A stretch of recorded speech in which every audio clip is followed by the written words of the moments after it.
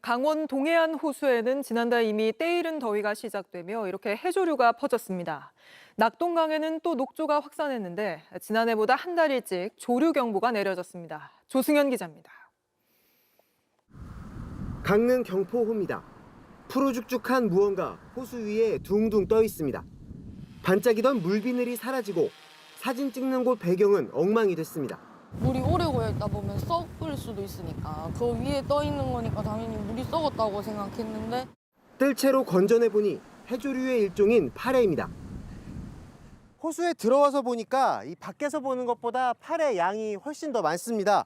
이 덩어리져 있는 파래를 모아서 이렇게 들어보니까요, 썩기 시작한 듯 색깔도 검게 변하고 있고 비릿한 악취가 진동합니다. 경포호는 바다와 이어진 호수 기수호입니다. 바닷물에 가까워 파래 같은 해조류가 자랄 수는 있는데 속도가 문제입니다. 이달 들어 호수 전체의 20% 넘게 뒤덮었습니다. 그런데 치우진 않고 있습니다. 강릉시는 지난 2011년부터 파래가 생기는 족족 제거 작업을 해왔습니다.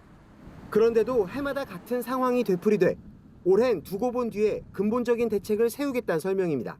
수온 또 염분도에 따라 이제 파래 발생과 질소인 등 또 호수 수질에 대한 모니터링을 실시하고 있습니다. 영남의 상수원 낙동강은 온통 녹색입니다. 녹조가 번진 겁니다. 물속을 들여다봤습니다.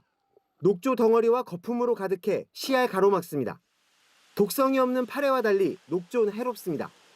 지난달 29일 낙동강 묽은 매리 지점엔 올해 첫 조류경보 관심 단계가 내려졌습니다. 5월에 조류경보가 내려진 건 9년 만입니다. 이렇게 파래나 녹조가 번지는 건 때이른 더위의 영향으로 보입니다. 평년이나 지난해보다도 더울 걸로 예상되는 올여름, 수질 관리에 비상이 걸렸습니다. JTBC 조승현입니다. 길거리엔 아지랑이가 피어나고 시민들은 햇볕을 가리기 바쁩니다.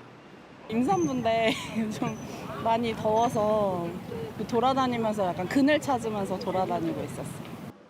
얼음 가득했던 음료도 금세 녹아버립니다. 쪄 죽을 정도가 됐네요. 이 정도는 그냥 나가서 될 일이 아니다 그래서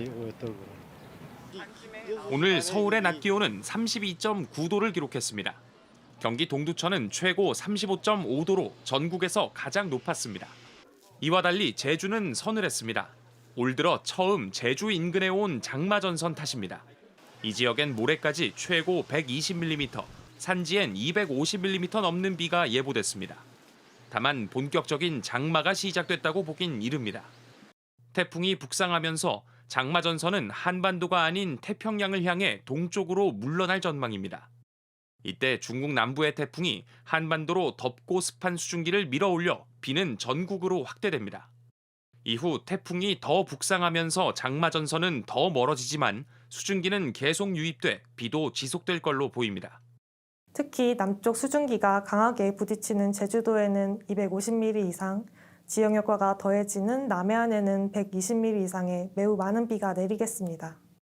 기상청은 모레까지 수도권과 강원에 최고 20mm, 충남과 전북 최고 40mm, 전남과 경남엔 최고 80mm의 비가 올 걸로 내다봤습니다. 비와 함께 무더위는 잠시 주춤할 걸로 예상됩니다. JTBC 박상욱입니다. 최악의 무더위와 극한 호우가 기록된 지난해 여름, 서울엔 34일간의 열대야가 이어졌고 시간당 100mm가 넘는 비가 쏟아졌습니다. 올여름도 견디기 쉽지 않을 걸로 보입니다. 기상청은 6월 기온이 평년과 비슷하거나 높을 확률이 80%에 달할 걸로 내다봤습니다. 7, 8월은 비슷하거나 더 더울 가능성이 90%로 올라갑니다. 가장 큰 원인은 뜨거워진 바다입니다. 서태평양 수온이 높아지면서 대기 상층으로 떠오른 뜨거운 공기가 수천 킬로미터 떨어진 우리나라 부근에서 가라앉게 됩니다. 이렇게 내려앉은 고기압 가장자리를 따라 남쪽에서 덥고 습한 공기가 밀려올 것으로 보입니다. 우리나라 남동쪽에 고기압성 순환이 강화되어 우리나라로 고온 다습한 공기가 유입되어 기온이 상승하고 강수량이 증가할 것으로. 그래도 최악의 불볕더위가 덮쳤던 작년보다는 상황이 조금 나을 걸로 보입니다. 지난 여름엔 북태평양 고기압과 티베트 고기압이 우리나라를 두 겹으로 덮고 있었는데 올해는 티베트 고기압이 약해진 상태입니다. 다만 여전히 평년보단 더울 것으로 전망돼 폭염에 대한 대비가 필요합니다. 또 6월 강수량은 평년에 비해 많을 걸로 보여 극한호우 대책도 미리 마련해야 합니다. 올여름 태풍 피해는 상대적으로 덜할 걸로 예상됩니다. 매년 2-3개 정도의 태풍이 우리나라에 영향을 미치는데 올여름엔 태풍이 대만 부근이나 일본으로 향할 가능성이 크다고 기상청은 밝혔습니다. JTBC 이한길입니다.